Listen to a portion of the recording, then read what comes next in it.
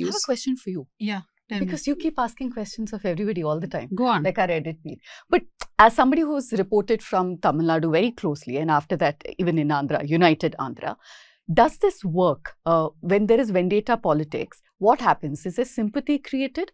Or do people see this as both of them are as bad as each other, let them fight it out? I think it's both. See, for example, I know that in Tamil Nadu, we use the word vendetta politics quite a bit. At least when I was a young journalist, all of us were saying vendetta politics. In all your lives, on times now. Yeah. But I don't know. Now when I look back, I don't know whether we can call it vendetta politics. If there was base for a case, that case should have been filed, right?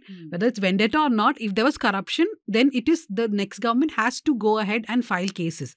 But does it create perception? Yes. For example, Jayalalitha, when she died, yes, there were a lot of obituaries written where people remembered her for her policies and for her work and her stature as a woman. But she's also equally remembered for the fact that she is one of the few political leaders in India who has been convicted for corruption, right? So that remains. And when Revanth Reddy keeps on filing these cases. Sorry, Dhanya, but also the perception that the moment Jayalalitha's name is mentioned, there is an equal in the same breath a mention of her wardrobe and the number of footwear that she owned, that kind of perception building using these cases. Yeah, but that is always remembered, right? That whole image. No, but my point is that once, like for example, Revanth Reddy is continuously filing cases, right? There is now a lot of talk about Adani and Jagan Mohan Reddy and what is the kind of corruption.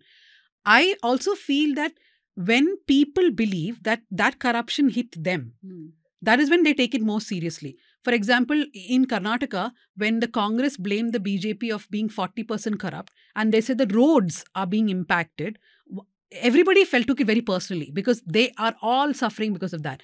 So if Revanth Reddy is able to keep on badgering the BRS saying that they have done something due to which your electricity is costlier, they have done something due to which your water projects are not working well, it will definitely help.